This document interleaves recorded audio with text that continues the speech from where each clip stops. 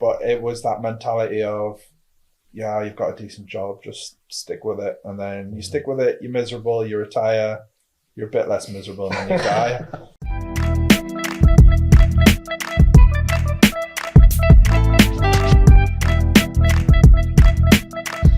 So chaps, it's brilliant to have you along. Been looking forward to speaking to you both.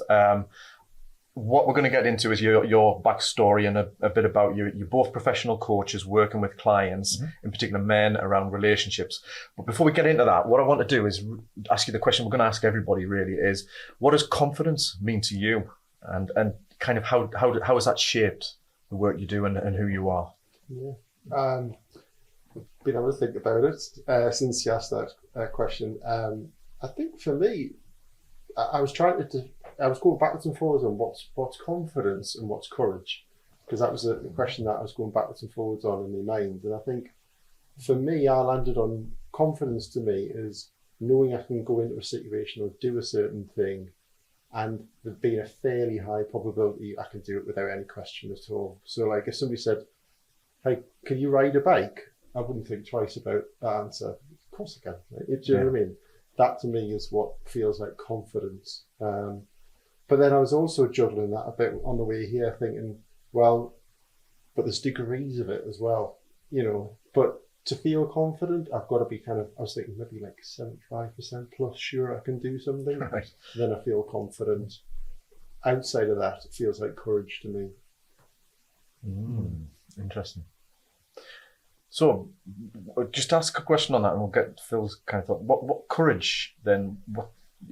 It's when you have a lower level of confidence, but you do it anyway. Is that courage to me is not being sure that I can do something, but having the courage to do it right. anyway. So the courage to build up that confidence to get to that 75%, where you're thinking, I'm going into something here and I can definitely do that. Yeah. I've got this. Yeah, I like it. Interesting. What about you, Phil? So kind of related to that, what I would say is courage for me would be doing the thing. Confidence is what I would say comes after. I would say confidence is the result. So if you are, in that example, learning to ride a bike, the courage is kind of getting on there and falling off, and then next time knowing, all right, okay, if I do that, then I'm going to fall off, so I'll try something else. I'll try and find the balance. And then the confidence is kind of built up through that. And that's what I would say. I think for me, confidence is a result of doing the thing, which you would say is courage. So I absolutely do link the two. But like I used to work with this paramilitary parachute man. I can't remember his actual title. Parachute, but that's the one. Taught people to jump out of airplanes with parachutes, and I was chatting to him about confidence. I worked as a confidence coach at the time, and he said, no one's ever confident, no matter how many jumps you've done, going up. He said, you've got to kind of jump out, and once your parachute opens, you can start feeling a bit confident. But he said the people who overthink that and feel like you should be confident before it, like even like before an exam, like you think, oh man, I don't feel like fully like I'm going to nail it. You just got to kind of go and do it and feel confident after, if that makes sense. Wow. So there's a theme here with experience, confidence. Are we born with confidence? It's I think it comes with experience, life experience, doing something many times, learning. And I think there's something. I think there's also this other element of it, which I don't know if I fully fleshed this out yet, but I used to think I was really confident, so I was always the kid that would stand up and speak or make jokes or get on stage and play in a band or do stand-up comedy or something like that. So yeah, I'm a confident guy. But really, I kind of had that niggling feeling of I'm not actually confident in myself, not confident in who I am as a person. But then I would think, well, I get out there and I'm loud and I'm in front of everyone, so I must be confident. And I think that's not it. I suppose now I'm much calmer and there's a quiet, maybe acceptance of who I am. I don't know if that plays into it as well. I like the idea that I've heard somewhere else which said that, you know, confidence is like having an irrefutable mountain of proof that you can do something. And I always like that. It's like, no way can you deny that I'm capable of doing that particular thing or activity or skill or. I think there's a big thing with mindset as well. I suppose if if your mind's telling you that you can't do something or that's impossible to do, you know, straight away that's a big barrier up to overcoming that. Yeah, massively, because you're coming from that place, aren't you? You're coming from that place where that's how the world looks, and so you make decisions, you say things based off that. You're going to react to the notion that this isn't going to work. So that's completely different. You take completely different action and say completely different things. It's to someone that is going to work, has that irrefutable, That's interesting, because there's a couple of things there, like teasing out. One is you talked about, you know, appearing confident versus am I really, and then that shift in yourself where you feel an inner sense of confidence. But there's also the time where potentially you can be overconfident, and is that kind of what the paratroop was sort of hinting at, that you can sometimes, if you don't have that level of doubt, it maybe means you don't prepare enough, or you know, you don't check in. Because to me, that sounds like a lot of courage to step out of that airplane, without being fully confident. Well, I guess to me that would be like more in what Rich was saying. You can prepare to give yourself a little bit more courage. You can certainly prepare yourself for things to go as well as possible. But I don't know if that would be out of confidence. I do think confidence is the thing that kind of comes after. Yeah. I've jumped out of a plane before and I did not feel confident. I'm scared of heights, so I'm not jumping out of a plane. No, me neither. I was told I was too big to jump out of a plane. What? There you go. Is that actually a thing? Apparently so. Right. I can't remember, no offence mate, but weight-wise or?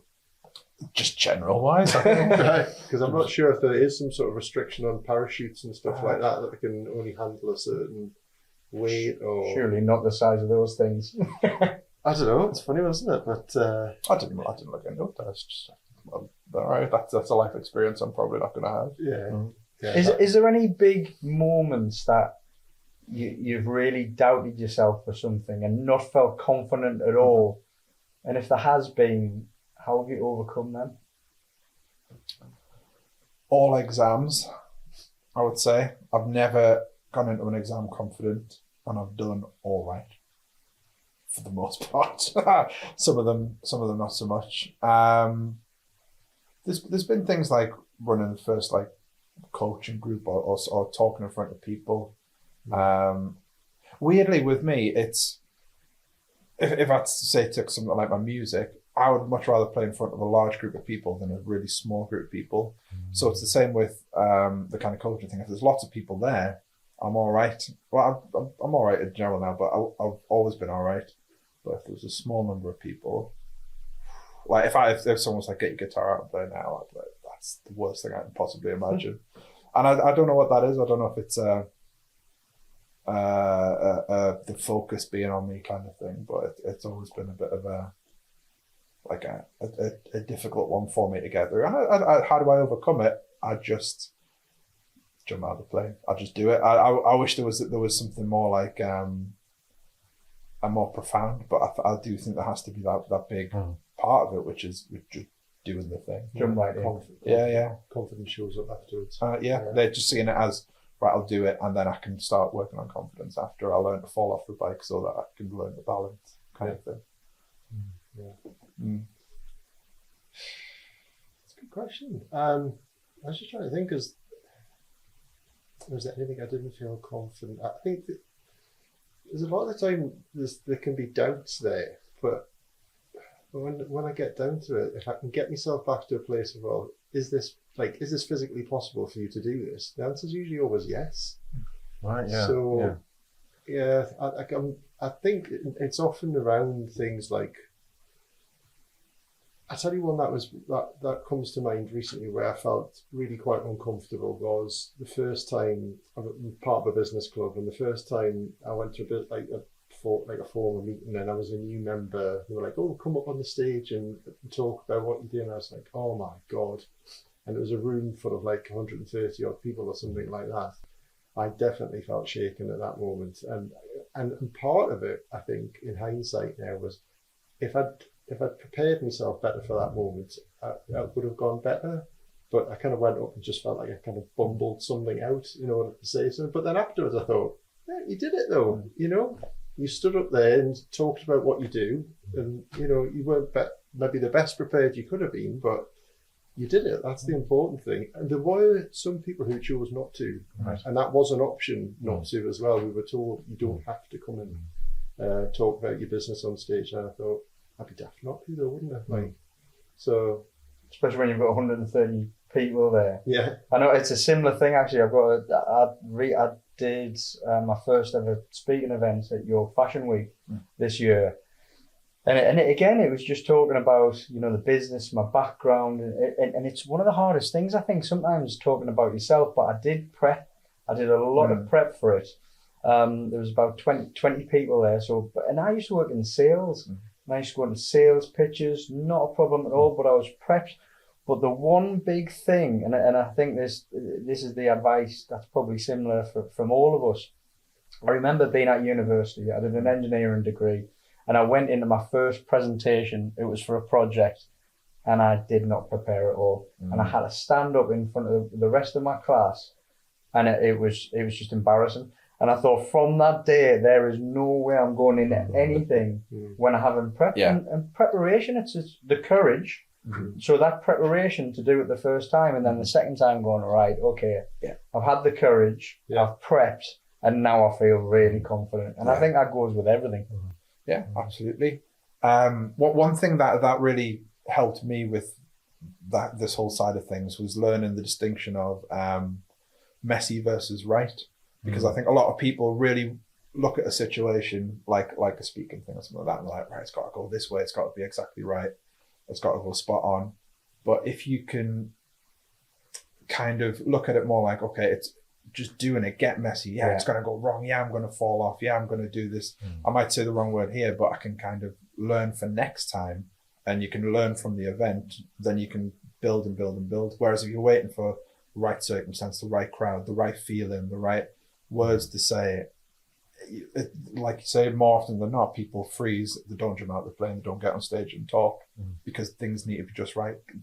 Kind of embrace that things can get messy, and doing it is the kind of key to that, I would say. well, you know the background I came from, and you know, doing what I did prior in my life as a GP was not about me being the centre of attention. It was always about me being in service of somebody else. And then to go into a thing where it's like, I am it, I'm the product, I'm the centre of attention, was like a really uncomfortable shift to learn to make. And so it was a big stretch to get up on that stage, but at the same time, like Phil says, it was a question of like, oh, right, okay, so this is what happens in a business meeting when people give a pitch. Because I didn't know, I've never been in that room before, you know? So I was like, okay, I know for next time, right? This is where I need to be in order to walk into that room more confidently.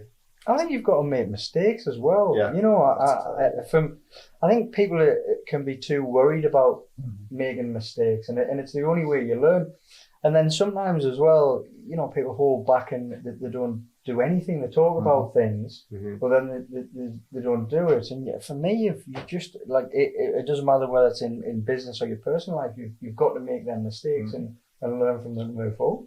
Yeah, absolutely. When I did my coaching training originally with the Jay Shetty school thing, there were, I can't remember the exact number, but there's only 2 of us that are still coaching. And the thing that we did that the other people didn't was they were trying to make the perfect website, the best program, say the right thing, the perfect photos, stuff like that. And we just got out there, talked to people, coached, made mistakes, learned from them, moved on. But the thing was, by the time they were ready to start, they still had all those mistakes to make, but they'd invested all this time and money into it, make a couple of mistakes, and they're out of it. And you're absolutely right. It's about kind of embracing that a mistake should give you more confidence going into the next one, because you're all right, well, this is not what I'm going to do next time. I'm doing the same situation, but with more knowledge, you know, of what doesn't work. And yeah, that's kind of how confidence builds. Yeah, I think that's it's a really important part of it. And I think you mentioned there, Richard, about your life as a GP, which is something that if you want to tell us a little bit more about that, because what we're also interested in, the journey that you've been on, Because there's been some key decisions there to leave the GP practice, and become a coach. So what drew you to being a GP? And in terms of it, from the outside, many people would think, well, surely you need more confidence doing that than you would standing up on stage. Do you know what I mean? It kind of feels like that until the way you explain, you sort of hinted at it there, the reasons why, but there's confidence in that. You're dealing with people's health and lives and all that kind of thing. Tell us a bit about your background and journey. So, I chose to go into medicine in a way that not many, some doctors do, but it wasn't like a calling type thing. Like a lot of people sort of, go into medicine for that reason. Mine was much more kind of like rationally made decisions. So I thought I didn't get much in the way of careers guidance, which was awesome. Thanks very much. So it was just a question of figure out for yourself what you want to do, basically. So what I thought about was okay, I'd always had a love of science, all the way through school. Really loved it. Was naturally inquisitive that way, trying to figure out how the world works and why do things work the way they work. I particularly had a fondness for biology and the human body, so that was that. And then I loved talking to people, and I always felt like I liked being helpful in life. So it's just that. And then a big part of it, to be quite honest, was I came from a working class, not well off background at all. And I was like, I don't want this to be the rest of my life. I want to do better than this. So set my goals high and thought, right, doctor, I'll go for it, and it was always if I don't get it, I'll do a biochemistry or something of that nature, because there's always options in medicine that if you can't hit it, you can take another qualification along the way. But I was no, shoot for the moon kind of thing. Do you know what I mean? And that's basically why I did it. And it wasn't a calling type thing. So maybe, I don't know, in hindsight, maybe that's got something to do with why it wasn't as fulfilling when I actually got to that point. Because it didn't live up to what I thought it might actually be like. There was none of the, I don't know, I think I thought I had the kind of, the romantic notion of living in the countryside with me Labradors and, having all that kind of stuff. And then you kind of get into nitty-gritty general practice, you're like, oh my God, this couldn't be further from the truth kind of thing. But it took I ended up in general practice, to be fair, more by a process of exclusion really than anything else. And now in hindsight, I think to myself, I'm quite aware, and me and Phil talk about this principle of it's better to be moving towards something than moving away from something. And I think I was doing a lot of moving away from, because it was kind of I don't like the hospital environment, so I don't want to work there. I don't like this, I don't like that. So that basically leaves this. And it did feel appealing in some ways, I'm not going to lie. But at the same time, I think that's how I got there, more than I want to be a GP from day one kind of thing. But yeah, that's how I ended up in general practice. So what I'm interested in, what made you make that big change? Because for many people, as a former police officer as well, there are careers that you're set for life unless you do something stupid or criminal, I guess. And it's very much like if you don't rock the boat, you may not be getting what you want out of it, but you've got a career, it's pretty secure, and you can sort of coast along kind of thing. Mm-hmm. To make a change to something less secure, quite scary, I would imagine. What led you to that? It was always just, because I think so one of the key things for me was I always had a love of technology. And in doing that, I got to know a lot about Steve Jobs and his life, and took a great interest in the things that he had to say and stuff like that. And I watched many moons long time before I left medicine. I watched his Stanford commencement speech, and he was talking about work is a huge part of your life, and you should be fulfilled in what you do, and then he talked about death is a great motivator. You're all going to die someday. Tick tick, the clock's ticking kind of thing. It's an amazing speech to watch. So I don't know if the people who were at Stanford appreciated what they were actually sitting and listening to, but for me it was an amazing speech. And then I think I just started to internalize some of that and think about how actually I was seeing that all the time in my day-to-day work, like people having their life cut short unexpectedly, tragedy coming on families and stuff like that. And you just think, yeah, like how long have you got left? And actually, no, this isn't fulfilling me at all. Like I'm here, I'm doing it, but it was almost like I'd got to the end of the ramp sort of thing, and just went, that was the kind of feeling when I got to the end of it. It was like, and even after I did my medical degree, and then you've got obligatory general practice training that everyone has to do as well. And when I went through it at the time, you could just stop then and that was it kind of thing. But I then even went on to do the Royal College exams as well, which is like a further level to prove your ability as a GP. Like I say, it's not essential and it costs you money to do it. But I was like, yeah, okay, I'll give that a go as well. See if I can I got that as well. But then I was like, no, what do I do kind of thing. And then it was just doing the job kind of thing. And just over time, it's like, nah, this doesn't fill up my cup, It's just... That takes some, I think I've had 2-3 big career changes throughout my career, and it takes some balls to do as well. Or stupidity. I think there's a bit of that. I think there's a huge leap of faith here. You talk about confidence, but you've got to be like really confident. And I think once you get to that point, I've been in my career sometimes a little bit stuck sometimes and reflect a little bit, work my way up in sales director, working for a large corporate company. And then life changes come along. We're losing my dad. And I think sometimes there's things that do come along in your life where it's just a bit of a light bulb and you go, I need to change this for me because you're right. We're always looking at, well, I'll do that next year or I'll wait till that happens.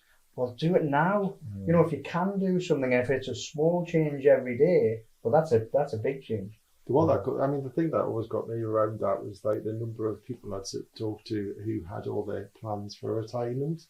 Yeah. And you're like, you didn't make it, did you? Yeah. Do you know what I mean? It's just heartbreaking to see.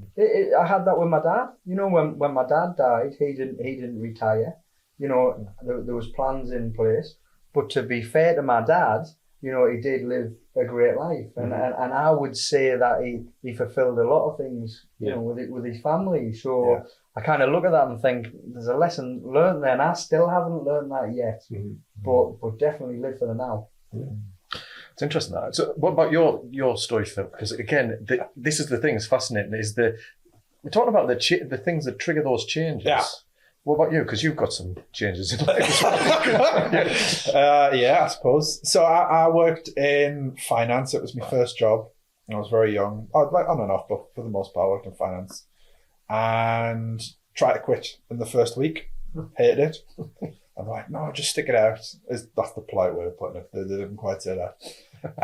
So I worked in it, hated it, but it was that mentality of, yeah, you've got a decent job, just stick with it. And then you stick with it, you're miserable, you retire, you're a bit less miserable, and then you die. And then I've been in for about 17 years. I've done all the jobs and stuff like that. Like, same as you. I had no passion for it, but I'd be like, yeah, I'll go for a promotion. Yeah, why not? Because I'm here, I might as well. And then I was driving back, and my son had just been born, so I was probably tired and delirious. But I was driving back from work, and it's someone, I can't remember who, I can't remember what radio station, but there was this woman on, and she was saying, how can I look at my kids and tell them to follow their passion and their dreams when I go and I work in this, like, I think it was like a supermarket or something like that. But how can I do that when I go there every day and I'm miserable and I come home and tell them how miserable I am? There was something about that just absolutely like inwardly collapsed, and I just got home and my wife handed over my son, and I was just like, I'm gonna have to sack it in. So I went and I retrained as a psychotherapist, and I went and I did that, a very, very hard right turn, but like it was I made a list of all the things I actually like about working in the bank versus what I don't. And it was like helping people, listening to people, one-on-one conversation, all that kind of stuff. And then, they were like, why don't you go into psychotherapy? So I did, trained up in that, did that for a bit. And then I got frustrated with a lot of the mental health systems, especially in the UK, where they're just like, right, you can see someone but for like 4 to 6 to 8 sessions and then you're done. And when realistically, you know, like now as a coach, I get the value of working with someone for 3 months, you know, as a minimum, or doing the longer term work, because I was just like having to, you know, usher people out the door. Like, yeah, I know we've done a bunch of good stuff and we're not quite there, but, you know, time. So yeah, I moved in, I got one session with a coach and talked with her, and it was great. And I was like, yeah, I'm doing this then. And then done that and just, yeah, made the one decision I would tell any up and coming coach not to do, which is just sack everything off and go, yeah, I'm just going to do full-time coaching. Do you know what you're doing? Nah. But it was that thing of jumping out the plane, but maybe jumping out without checking you've got a parachute. But it was just going for it and betting on myself a little bit, and it worked out, you know, thank God. But yeah, it was very much just going the opposite direction very fast. God bless my family. It's interesting, isn't it? Because like you talked about it there. I know it sounds like ludicrous doing that and like making that jump, but there's a really good point in rule in Stephen Bartlett's new book, 33 Rules. Yeah. And one of the things he says in that is, don't have a plan B. He said, if you want to succeed, you have a plan A and that's it. So because the fact that you have a plan B distracts you from plan A and makes the chances of you succeeding in plan A even less. I'm not sure I entirely agree with it, but I see where he's coming from with that entirely. I got some advice years ago. I went to I think it was a HubSpot marketing automation conference, and it stuck with me. And this guy was talking about businesses setting up and using their software and everything else. And he said at the time, and this was before I'd even contemplated setting a business up, and he said, you can either dip your toe in or you can dive right in. And that just stuck with me, like about everything in business, in work. And I suppose, you know, if you've got your fingers in many pies, which a lot of people have, but if your main focus and you're deflecting away from that with your plan B, I think I totally agree with that. Yeah, absolutely. I think if I had a backup in mind, as soon as coaching got tough, I'd exactly, and kind of getting through that's allowed me to help other people through that, and there was a lot of value in going through the tougher times in that. It is interesting, isn't it? Because I remember I left the police twice. I like to think I escaped them twice. I finally escaped them a few years back. First time, I left them with no intention of going back, so I didn't have the plan B. But it's a bit like that analogy of I jumped out of the plane, I didn't have a parachute, and I hit the ground. And I remember having to rake around for £2 figuratively down the back of my couch to go and pay the Northern Rock to stop my house getting repossessed. And it was a point like that where I thought, right, let's get real. So I then went back to policing because I had no skills and stuff. So I think there's a combination between, you only ever hear, I guess about the people who succeed, but there's also the fact that not having a plan B, still pack a bloody parachute, still try, do the things to prepare yourself for it. Exactly. Because if you've got a context like responsibilities, family, you have to factor those things in, I guess, And that was the painful lesson I learned at that particular point. So building it up more sensibly, I would say, worked for me. So you were saying, have a job, have something in backup. I worked for a good number of years part-time, then full-time in the police. Yes, I could have done another jump. But I was burnt by it as well. So I think it's and that's where confidence took a real nosedive for me, I think, as well. So it's interesting to look at the different journeys and the different takes on it. I don't think there's a hard right and wrong. I just don't think it's an interesting point to keep in mind of it's not that you can't do what you did, but it's just but have that awareness that it is taking me away from what I'm doing. Don't kid yourself that it's not going to take you a lot longer to get to where you want to go because you haven't got that fire under your backside kind of thing, so to speak. I think I measured success slightly differently as well. That I think a lot of people do in that. For me, when I was coming home from the bank, and to a lesser extent when I was coming home from psychotherapy, I was just the weight of the world was on my shoulders. I was knackered. I didn't want to connect. I didn't want to engage with my family. You know, that's a big reason we started our project. And just the energy I was coming home with, I can only describe it as just, you know, I felt like when my dad used to get home from his job in the factory, I'd be like, I was working, don't talk about it. I was like, okay. And that was me. But once I kind of started my coaching, once I started getting into that, and you know, the thing about coaching is it's very like progressive. It's very aspirational, you know, rather than, you know, maybe more the counselling side, which is what it is. I could come home with like energy for my kids, and I wanted to talk to my wife, and I wanted to be in life, I suppose. And that's how I measured my success. Not like so when I was starting up the coaching, and maybe the financial side of it wasn't great, I still had that energy, and I still had that thing that I was looking for. So I almost didn't need to look at a plan B, because I knew going back to where I was not something I was willing to do. And yeah, I still use that as a measure of success. If I've had a successful day, I come home and I can, you know, be the man I want to be. I think that's a really good point to just flag up, because how many of us judge success by perhaps a salary or a status or something. And part of learning, I guess, is to realise actually there's more to it than that. Yeah. But tell us a bit, it's probably a good segue into the project then, because the two of you, obviously you're coaching, but you're now working on this project, which is another thing we're fascinated with, because relationships, I mean, come on, it's a massive thing.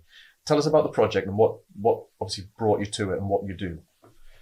Yeah. Do you want me to take that? Yeah. Okay. So it started out with, we were chatting about how blokes never have good level 3 conversations. So level 1, strangers on the street, how you doing? How's the weather? Doesn't this bus look rammed? Whatever it is. I think I'm just thinking of meeting people at a bus stop and that. There's level 2, ones you have with your family and your mates down the pub. How's things? How's the wife? How's the job? Maybe a little bit more, but not much. And then there's the level 3, which is the how are you doing? How's, you know, how are you coping with that tough thing you said at work, or like having like proper, you know, conversations that notice the person. And that's what it started out as. And we just kept seeing more and more patterns in blokes in their relationship where they were miserable. They thought their role as the bloke was to go out and work and provide, and then they get home and then the wife's really appreciative and the kids are like, yeah, Dad. And it just doesn't happen like that, because they put so much of themselves into their work that they're not showing up. You know, they're not connected to their wife because all of their energy's over here, or they're not there for their kids because all of their energy's over here, and they get home and they're knackered. And I know I'd experienced that, and I wanted to help blokes connect more. You know, I'm not saying like abandon your work or so there, but there's ways to manage it, isn't there? You can be successful in business, but also get home and be a successful husband and a successful father and be proud of who you are. But that's kind of the origins of it, certainly. And then I roped you in. Yeah, well, we talked about like how Phil was sort of telling me his thoughts, and I completely related to that, because I was saying to him, like when I was working as a GP, I couldn't count the number of times I would see guys come in and just go, like just break down, completely break down. They'd obviously never let go of that with anybody, and all it took was just one or two gentle questions, and like the whole thing just was like a stack of cards. The whole thing just collapses. And it was just like it gave us like these little things, like I said, like some of the messages that I picked up along the way being a GP from what people say, and just hearing guys say things like, I wish I could have told her that, or why didn't I tell her that, but by the time they've had that thought, she's already out the door and gone, you know. And it's just like, we just need to have that conversation earlier on and be willing to be brave again and have the courage to open up like that to a partner. And we might be able to stop that from happening in the first place. I think this is huge, and it's one of the reasons why we've ultimately set this podcast up as well, because I completely relate to it with myself with past relationships as well. And it's really knowing that, but it's who to speak to. You know, I spent 3 years not drinking alcohol, walking every weekend and listening to so many podcasts. I was in all Stephen Bartlett's, within a couple of months, you know, and it's, so there's really some self-help there, but that's hard. You've then got to realise that you need help, and then you're the person that can help yourself. Others can help, but you ultimately need to work on yourself. And I think men struggle like hell to have this conversation, no matter whether it's with family because they don't want to put on them, if it's the mates because they don't really want to have that conversation because they're all manly and we go to the pub and we don't talk about things like that. And I think it is. I think it's definitely worse than ever. You know, my circle of friends, I see that, and certainly I get it with the 3 levels of conversation. You know, I've got friends and I've been guilty of just level 1 and level 2 only, and really, and not listening either. You know, because I think men like to talk, but then not listen as well. Absolutely. And then, you know, if you are struggling a little bit, you've spoke to your mate, but he's just spoke at you rather than listening, and you walk off and you're in the same boat. Yeah, I mean, we were talking in the group the other night, and I was saying how often I would get back from like a couple of hours with my best mate, and my wife would be like, "How's his wife?" I don't know. "How's his job going?" I don't know. So what did you talk about for like 3 hours? So what were we actually talking about? General chat. But like when I reflect back on it, like I've completely missed the person, you know, the person I was there with, and you know, I was just having this general banter, yeah. And which I think a big misconception is there's always a place for that, and there's a place for you know, your stereotypical blow, banter, stoicism, all that kind of stuff. But it's about having more tools in your toolbox. It's about being able to connect when you need to. It's about being able to express your emotion when you need to, and then you're not feeling like you're completely isolated. Like how many times in our group sessions has someone brought something up and everyone's like, I get that. I relate to that. I thought I was the only person, but it's there's this big universal feeling with blokes, isn't there, around a lot of things. Somebody could come in and, you know, they don't think they've had much to talk about in a group session, and before we know it, half the session's gone and they're still talking, you know, and it's like, and we don't interrupt because it's so valuable what they're saying. And even if sometimes if guys don't think that it's directly relatable to them, they'll always find something that comes out of that discussion for them as well. So well, it's amazing how many times we've got thought, well, or maybe we've got feelings but we don't have the words for them, and someone in the group will just say something and it just hits you like that, and you're like, that's exactly it, that's exactly what I've been feeling, that's exactly what I've been trying to figure out. And that's why we find the group sessions work so well, is because everyone's in a really similar boat, and like, you can't really go and talk to your mates because it stops at level 2, and you can't really approach your wife or your partner with it because on paper you've got this ideal life. So blokes tend to just scuttle off, pretend everything's all right, start sedating themselves with, you know, women, drink, drugs, all of that kind of good stuff, and taking themselves away from it. And what we're trying to do is create more of a community around it. So when those things come up, you've got a place to go, you've got a place to talk with people who understand, because like marriage counselling and therapists, sometimes they just, especially if I'm not trying to, like, I'm overgeneralizing here, but sometimes when a bloke's put in front of a female therapist, there's a limit to how much you think she can get the experience of it, because it is different being a bloke, you know, better and worse. There is a different thing, and I think there's a lot more people relating to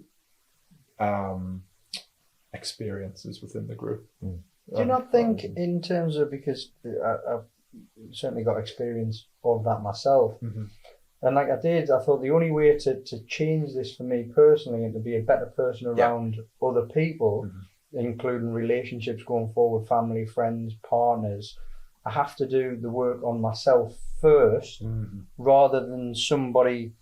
I think it's very easy to blame others around you. You know, there's always some, you know, excuse that it's somebody else is making you feel like that. Well, hang on a minute. You know, it was a bit of a light bulb moment for me. You know, when I quit alcohol, and I was like, there's only me that can change this. I need to become a better person. And that's still ongoing now. This isn't just like, I suppose you go back to your 8 sessions. God, it's not going to take it. This is like every day. Absolutely. That you've got to work at this. But it's for guys, it's like, how do you start that?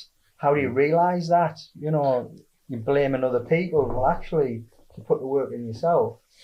Yeah, I mean, we do an entire session on taking ownership and not looking outside of yourself, because it is so easy to be like, oh, you know, my wife's done this or my mate has done that, and it's never, okay, well, how am I responding to it? How am I reacting? How am I relating to it? You know, relationship's not really two people. It's how you're relating to someone else. How you're, you know, that's why I've got a relationship with work, relationship with money, relationship. It's how you, the individual, are relating and responding to whatever's in front of you. And that's why a lot of our work is to do with the individual and focused on the individual and how they are in the relationship, as opposed to, right, well, let's get you both in and you know, like couples counselling sometimes is, which is, it's got its place. I'm just saying it doesn't work for everyone, in my experience anyway. I'm just sort of thinking now, one of the things that I've done a bit of reading in my time over this is that there's almost like a code for blokes. And it starts on when you're a boy. Yeah. Do you know what I mean? Policing each other's how we show up. So it's very deep rooted. If there's a listener out there who's kind of thinking, makes sense, but where do I start? What would you say to them to sort of help them over that first hurdle or hump to making the changes?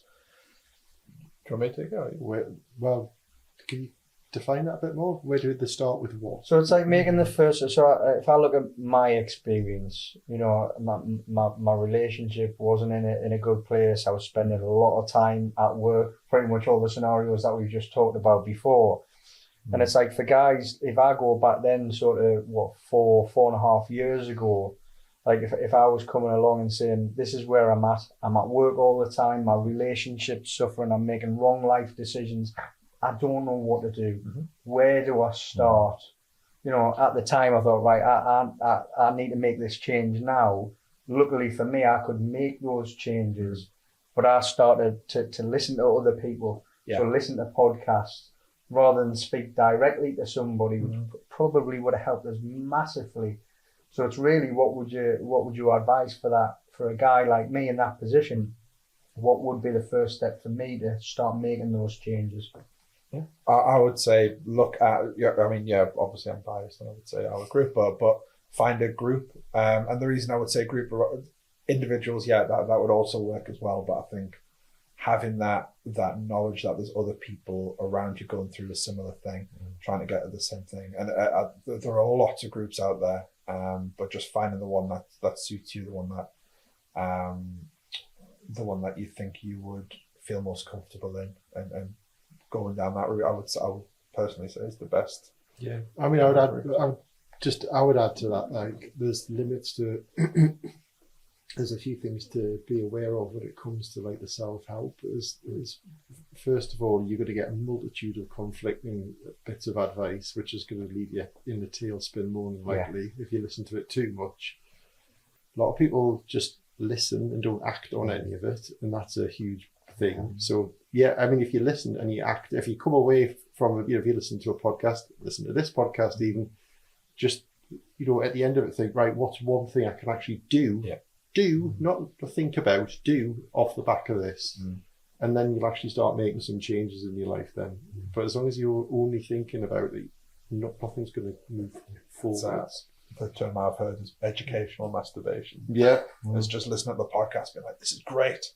And then you just do the same thing over and over again. Yeah. I mean, that was something that I was really conscious of. I was like, I have to make some actions here. Yeah. And I think, fortunately for myself, I was thinking, I think I'm intelligent enough to pick the bones out of certain things. But if I look back, being in a group, like I also felt, which I would suspect a lot of guys do, is quite lonely. Even if you've got friends around you and you've got family around you.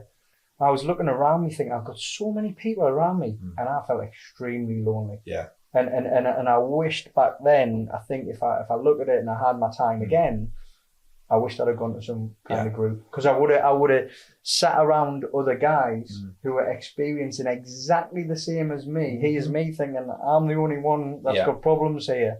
That's not the case, is it? No, absolutely. And unfortunately, we only blokes will tend to only try and work on it when it's broken, until there's the doomsday event, until you come home and you find the note left on the kitchen thing that the wife's gone. And we've worked with some like really successful people who are incredibly lonely because on paper your life looks great. And so who do you turn to and say, actually, no, I'm really unhappy here. I've got this really great business, but I feel empty from it. And I've got this beautiful wife and I don't connect to her at all.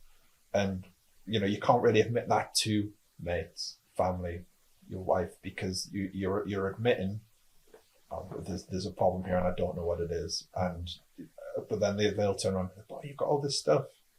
Shouldn't you be happy? And you'd be like, well, no, not really. The other benefit of moving away from, I'm not saying that self-help doesn't have a valuable role to play. I think it can, but the beauty of working with somebody else is they will often pick up on a blind spot that you have. That you just, and that's the trouble with a blind spot. You're never going to know what's there. You're never going to be able to see it. It's going to constantly be out of your field of view. So working with somebody else can shine a light on something where you go, oh my God, I hadn't even considered that. You know? And sometimes even within the group, the guys can create that for the other person as well, because they'll hear another guy say like, oh, I did this, this and that, and think, oh my God, I do that. But they've never considered it. I'm absolutely going to pick up on that, and it's only because somebody around me in the last 12 months, and I thought I was a really good listener, and I've done a lot of work on myself, and I realised that I we're not getting to level 3 enough. I don't think I listened enough. And what I try and do now, and again, that's some work, is sit back a little bit, really absorb what somebody's saying, rather than being on to the next thing, and then you just don't, you're not a good friend, you're not a good partner, you're not a good husband, you're not a good whatever. Because I think we're already on to the next thing, and that's not really helping the fact that you're not listening to who's around you. Absolutely. And having that quality time observing like what goes on day to day. Yeah. You want to go? I was going to say, well, why do you think? I would say the thing there is why are men not listening? And the answer is often because we're listening for the problem to fix. That's what I was going to say. Our brain is engaged in that, but we're listening for it. We're like, where's the problem? What's the bit I can solve for him? We're not actually just listening to what's happening, and especially within relationships. Oh yeah, massively. We're doing that. I love that, because it's like I was thinking about this morning, and naturally, people want to fix people, and rather than fixing themselves and working on themselves, they're putting all this time into fixing other people. And if we could just fix ourselves and really work on ourselves, I get that completely, of listening how we can fix other people, not what's actually being said. Yeah, I think as blokes, especially when there's that universal feeling of when a lady might have come up to you and told you a problem, and you offer a solution, and then you get your head bitten off. You're like, I don't know what's happened there. And we always look at exactly what you say, how to fix the problem, instead of putting yourself in the other person's shoes and really trying to understand. Like if you're trying to fix a problem, what you're essentially saying is, I don't think you can fix the problem. Here's an actual solution to the problem. When really the wife or the other person only just wants you to listen and understand and be like, this is how it is for me. And if you get, we work on guys with that, and if you can kind of understand how the other person is feeling without necessarily always trying to fix it, the connection grows, and they know how to fix problems. Unless they actually say, how do I fix this problem? Don't jump in and don't fix it. That's always a massive part of it. I think that's one of the key things that always comes out through our work is like, have you asked the question? Like, you're telling me all this stuff. Have you asked her? And it's just amazing how many times people say, well, kind of. And it's like, or kind of, well, she would normally think this. And like, but on this specific thing, have you asked her directly, what does she think about X, Y, and Z? Well, no. Off you go then. It's like, it's just amazing. It's like, that's the bit that's often just missing. Just have the conversation. So it's a powerful thing, the mind, in many ways, in good and bad ways. But, you know, if you're starting to think what the other person's thinking without actually engaging with them and speaking to them, your mind's just off on one. Yeah. You know, and it snowballs from there. Yeah. I would always say a good way to pick up on that is if someone's talking to you and you're already thinking of the next thing you're going to say or what the response is or what the answer is going to be, then you're not probably listening. Because what's actually going on, you're going to, okay, this is how I'm going to show my worth to someone else. I'm going to prove I'm valuable. So I'm ready for this. yeah. But when you can work on yourself, when you can be comfortable with yourself and you know that your value is just being there and connecting and you don't necessarily have to come up with the answer. It's very freeing and you get a bit more confidence.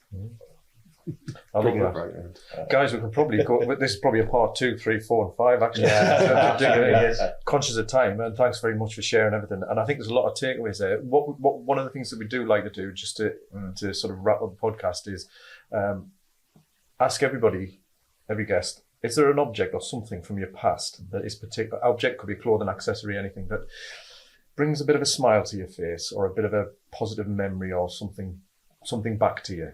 And so, I don't know who wants to go first, putting you on the spot. Whatever. I'll go. Yeah. I couldn't bring it because it's, right. it's too big and I don't have it anymore. Is it a timer? Imagine if it just came through the studio now. It would be my first ever hi-fi for me. Just the amount of fun that I got out of having that, and like as a young lad, having something that was mine, from my music to play loud, you know, and just dance around the room like a nut and sing, and you know, I loved that thing so much. And again, you know, I don't want tears of sympathy, but I didn't come from a well-off background, so it was a big thing to get a half decent hi-fi for me as a kid, and I boy did I treasure and look after that thing. So many hours. Does it have a CD player as well? What? CD player? It did. Yeah. It did. And I remember my first CD that I got from it as well. So it was Prince's Love Symbol album. Fantastic. And it sounded amazing. Yeah. Nice. Love it. For me again, I didn't bring it because you'll find out why. So it was my first ever guitar. The first instrument I ever learned was the violin, and I don't know if you know about the violin, but it is not a cool instrument. There's not like a big flock of ladies going towards violinists. So I was like, right, I'm going to pick something cool. I like the guitar, great. I want to learn guitar. And my mum bought us my first guitar. It was just a cheap Fender Squire, and it was like Prince-esque purple glitter guitar. Well, it would, but like I was in a punk band and I was like, so but that guitar, like it was so freeing and so mine. Like I'd been struggling for that individualism, and this was mine. I could go off and I could learn it, I could write and I could create, and that was really the start of my being in love with anything creative. And I love to write and I love to make new sounds and stuff like that. And it was like the worst guitar, but it was great. I love it. It's covered in stickers and smashed up now, but I love it. It's like this big big cave of memories for us of all the gigs I did and stupid things I did. And I think that's phenomenal because if we go back as well, I don't think we have enough alone time. And I think with a guitar and even a hi-fi, you know, music's very different now because it's obviously on our phones. Sure. So we combine Spotify with what's on our phones and we're on apps. But a guitar, you're in your own space without anything else, and that's like so important now to have something where you can just switch off from electronic devices as well. Well, that's it, and it's connecting to yourself and being able to, I can get an expression across in this, or I can put words together for this and stuff like that. It's the best. I think this is one of the reasons why we want to ask the question, because it might seem a bit random, but it's also putting back to that's from the past. How much are we doing this for ourselves now? Because you can lose yourself as you get through life. You get your responsibilities, your demands, all of this. And part of, I guess, rekindling relationships is your relationship with yourself, the space you have with yourself. And what objects do we have now or to create that space that in 10 years' time we're going to look back with a similar kind of nostalgia? So I think it's a really interesting question. that is relevant now, you know. Yeah, of course. Brilliant.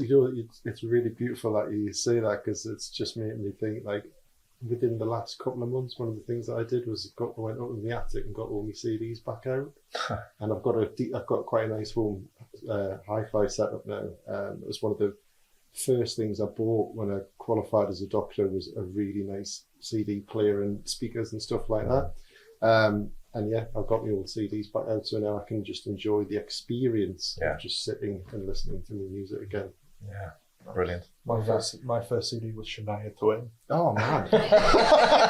You do realise you've said that over podcast? Yeah, I want that on record. I think mine was Deacon Blue, to be fair. It's been nice working with you, Phil, anyway. It was a Shania Twain Christmas with the Smurfs doubleheader. That's just snowballed into something else. Can I date myself and say my first thing was a tape of compilation Axe Attack. It had Black Sabbath on, it had AC/DC and all that. But I kind of feel like I'm dating myself, because I was going to ask you, did it have a turntable, not a CD player? Oh, it had a turntable and a CD player. Yeah. Class. I remember my first tape, actually, I think I'm 50, 5-star. I don't know what happened, because I was really pop music, and then I went to metal, and it just kind of like eclectic taste in music. I remember my first tape was Daydream Believer, the Peter Reed version. Right. Love it. That'll appeal to all Sunderland fans, including myself. Lads, this has been excellent. It's been a great conversation. Really enjoyed it. I think there's loads of value there. Just as parting, if anybody wants to follow up, there will be your contact information in show notes, but is there a shout out to where they can get in touch with you? If you go to thebettermanproject.co.uk, all our stuff's on there. You can contact us through there. We're on LinkedIn and Facebook and stuff like that if you search for our names, but Betterman Project everywhere. Yeah. Awesome. Thanks, guys. Thanks, guys. Cheers. Brilliant. Cheers. Loved it. Cheers.